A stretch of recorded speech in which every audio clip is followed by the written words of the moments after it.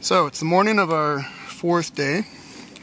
Yesterday our day trip took us from our campsite on Joe Lake up through Little Joe and through Baby Joe to Burnt Island, where we had lunch, and then after lunch we fished down past these two islands, Canoe Lake right up here, and then we headed back down. Coming back down, we went through Baby Joe, and because we waded down the creek, we went through Lost Joe as well, and then back through Little Joe to Joe Lake.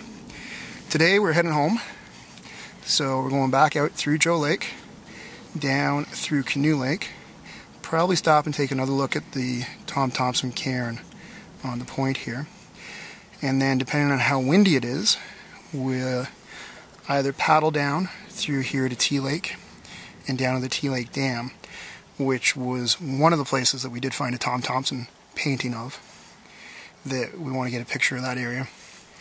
Or if it's too windy, we'll just head right down Canoe Lake, pack up, and then we'll drive over and take the lazy way over there to still take a look at the dam.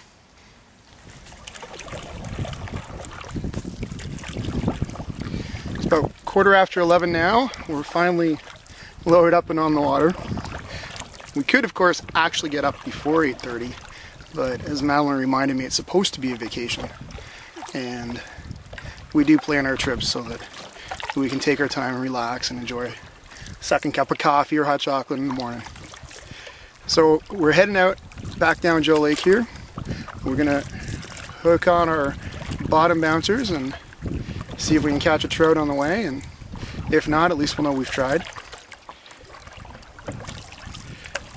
And we're still getting used to the strange color of the sky this morning. It's this blue color that we haven't seen for at least 4 days now. Well, 3 days, I guess.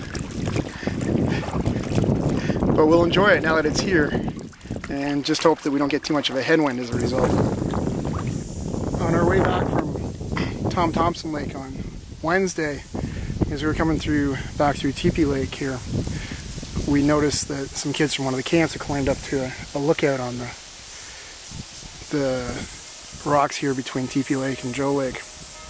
So we figured we might as well take advantage of the beautiful day today, and we bushwhacked our way up here because we didn't find the right trail to start with, and take a look. You can hear the lunch bell ringing at Camp Arrowhon there. You can actually hear that bell at our campsite various times throughout the day. It wasn't a problem for us, but if you are looking for a peace and quiet trip, then something to keep in mind about Joe Lake. As we look around from the north towards the south here, then we look back towards Joe Lake there. And in the distance, beyond Joe Lake, you can see a bit of water that I believe is Canoe Lake. So you do get quite a good view from up here, and might be a nice place to come up on a fall trip and get a good look at some of the fall colors.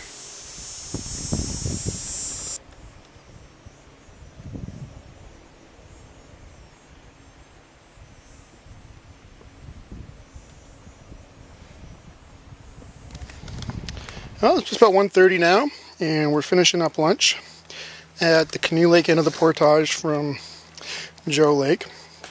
We arrived at the Joe Lake side of the portage about 1:45, and had everything carried over in just 2 trips, which for us is a miracle.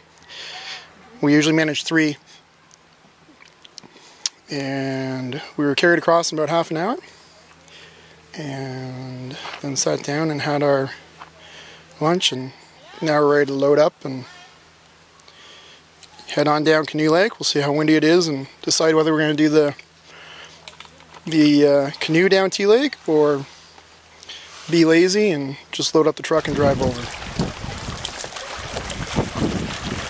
As we work our way back down Canoe Lake on our way home here, we've got our landmarks figured out a little bit better than we did on the way up. So right now we're looking south down Canoe Lake, towards Wapomeo Island, which obviously enough is where Camp Wapomeo is located. On the way up we actually came through the gap between the islands there, and the whole time we were paddling up it looked like Camp Wapomeo was actually on a point of land. Coming back down from the north today, it was much more obvious that it's an island. Looking around to the west and then to the north here, then we do come around to see Little Wapomeo Island. And you know, as we're ending our trip, it's probably reasonable to think a little bit about how Tom Thompson was found, having drowned here on Canoe Lake. And he was last seen about noon the day before. His canoe was found, and then it took another week or so before his body was found. And he was found floating here between the two Wapomeo Islands.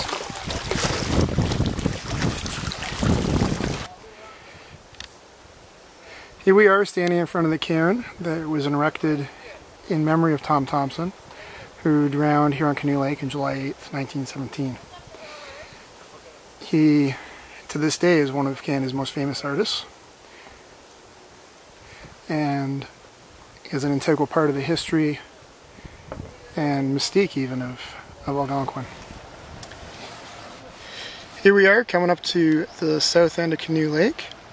It's just coming up to 3:30 now, and the wind hasn't been too bad, but as we're getting closer to the truck here, we've decided that yeah, we'll go ahead and be lazy and we'll load up the truck, maybe stop for a shower, and then drive over to the T Lake Dam. I think there's a picnic area there, and take some pictures over that way. Well, we've had our shower and cleaned ourselves up and driven on down to the T Lake Dam picnic area. Right now we're looking upstream on the Oxtongue River to the T Lake Dam from somewhere close to where I think Tom Thompson painted one or even both of the T Lake Dam paintings that we found when we were doing a little bit of research before the trip. The current dam was built in 1964, so it's certainly not the same view that Tom Thompson had in 1914 or so, but certainly very close to the same location.